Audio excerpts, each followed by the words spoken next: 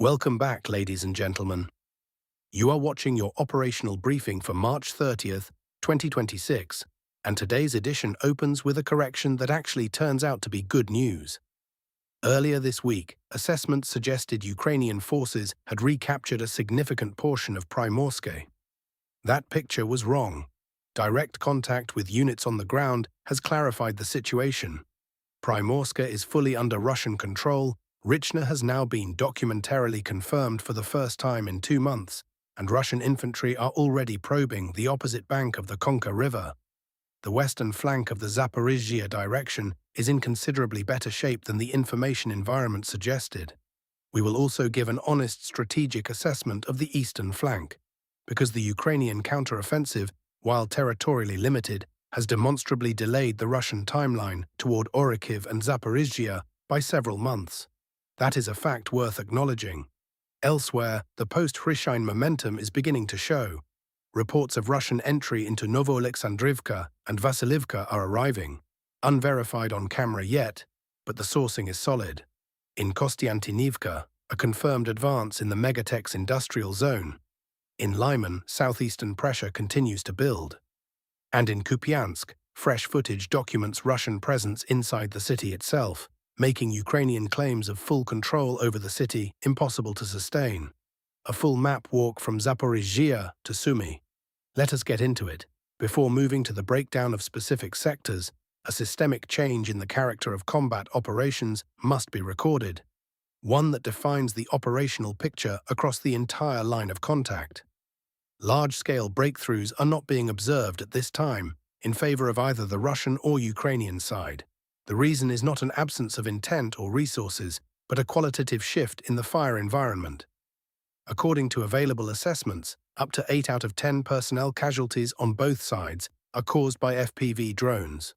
The concentration of FPV operators along the entire line of contact has reached a level where any movement of units, even on the approaches to forward positions, is immediately detected and engaged. This means that mechanized attacks or massed infantry assaults are practically impossible without catastrophic losses. In response to this reality, both sides have adapted their tactics. Advances are being made by pairs and triples, small assault groups operating under the cover of fog at night or in conditions of limited visibility. These groups filter toward positions, consolidate on them, and register the advance. All map corrections discussed below have been achieved through precisely this mechanism. Zaporizhia direction. Clarification of the Primorsk situation. On the Zaporizhia direction, information arrived over the past 24 hours, requiring a correction of the picture formed in previous briefing editions. Earlier, based on published video materials, assessments were made suggesting that Ukrainian forces may have restored control over a significant part of Primorsk. This assessment has proven incorrect. According to data from reliable sources with direct contact with units on the ground, Primorsk is under full Russian control. The fact of Ukrainian personnel presence in the settlement did occur. However, this involved 2 soldiers who had filtered into the village and were hiding in houses. They were detected and destroyed by drone drops. At the present time, there is no Ukrainian force presence in Primorsk. Simultaneously, the first verified confirmation of Russian presence in Richna in 2 months has been received. The Russian Ministry of Defense announced the capture of Richna as far back as January 30th, but objective control footage confirming this appeared only now. Russian unit presence in the southern part of the settlement has been documented. This simultaneously confirms control over Primorsk. The character of positions in Richna excludes Ukrainian presence in the adjacent Primorsk. Moreover, according to available data, Russian infantry units are already operating on the opposite bank of the Konka River, without full consolidation as yet, in a reconnaissance by fire mode, probing Ukrainian defenses. Russian unit incursions into Stepnohursk and Veselanka are also being recorded. The overall picture on the western flank of the Zaporizhia direction is shaping up considerably more favorably than it appeared several days ago. Regarding Ukrainian claims of advances in the Primorsk and Stepnohursk areas, these have not been confirmed by a single verified source and have received no documentary substantiation. On the Orikhiv sector, no territorial changes. A Ukrainian mechanized attack attempt toward Ternov was recorded. Armored vehicles were stopped at the western entrance to the settlement by Russian FPV drone strikes. The fate of the attacking group's personnel has not been established. No confirmed footage exists. The settlement itself remains under Russian control. From the south, the Orikhiv direction continues to represent a zone of mutual positional deadlock. Mala Tokmachka, Novodanilivka, and Novoandriivka are in a state of continuous fire exchange without territorial shifts. A frank strategic assessment of the eastern flank of the Zaporizhia direction is also warranted. The Ukrainian command has succeeded in substantially slowing the Russian advance. In March, there has been effectively no advance on the eastern flank. The primary Russian effort is directed at neutralizing the Ukrainian counteroffensive. Had this counteroffensive not been undertaken, Russian forces would have reached Orikhiv from the north by May and would have directly threatened Zaporizhia from the east by October.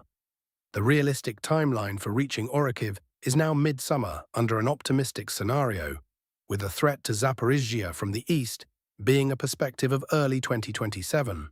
This is an important operational fact that must be factored into any assessment of the significance of the Ukrainian counteroffensive. On the Huliapol direction, no changes.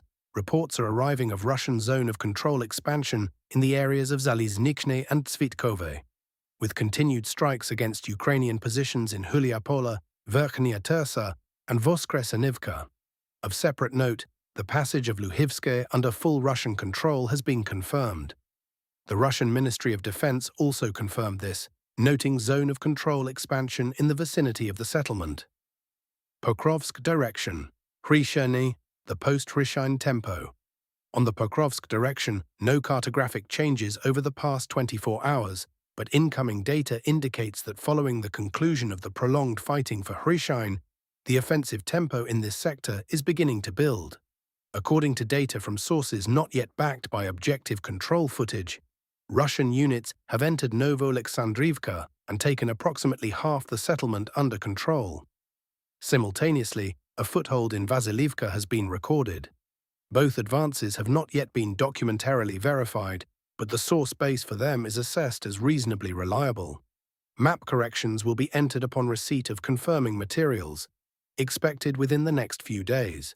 If this data is accurate, the operational logic is evident. Hryshyn consumed enormous resources over many months. Following its capture, the front on this sector has opened for more dynamic advance, precisely as has occurred on other directions following the conclusion of prolonged fighting for strongpoints.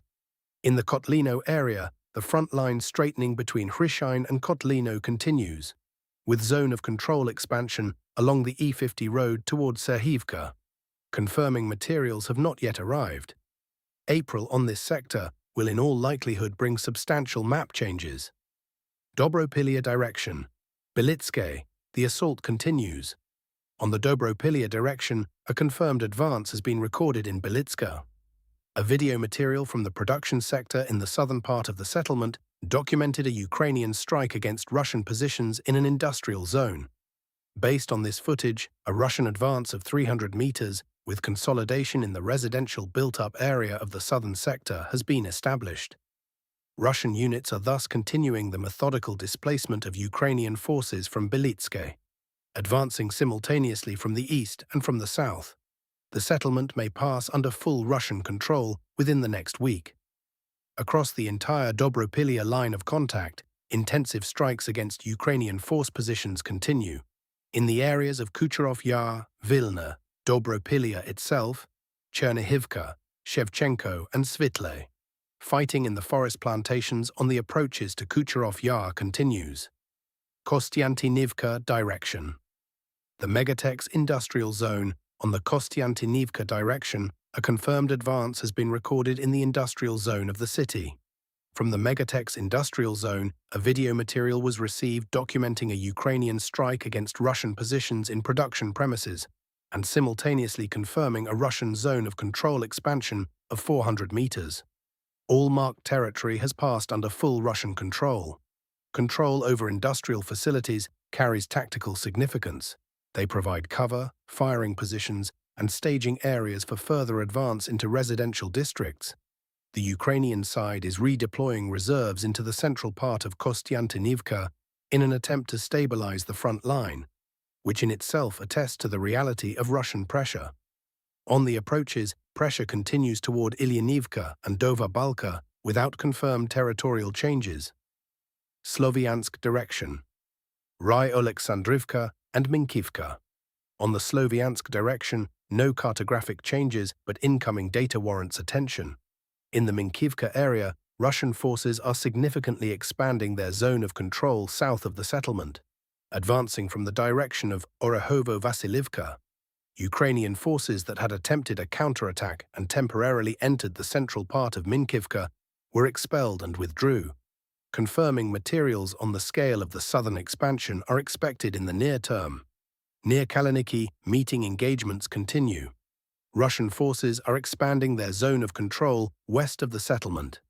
Regarding Alexandrivka, despite active reports over the past several days of Russian force consolidation on the outskirts of the settlement, no verified footage confirming this has appeared. Map corrections for Alexandrivka are not being entered. That said, the operational tempo on this direction is being sustained, and the appearance of confirming materials is a question of time. Lyman direction. Lyman, the southeastern sector. On the Lyman direction, no new cartographic changes, but data is arriving indicating a buildup of Russian presence in the southeastern part of Lyman. Previously entered map corrections reflect already confirmed advances.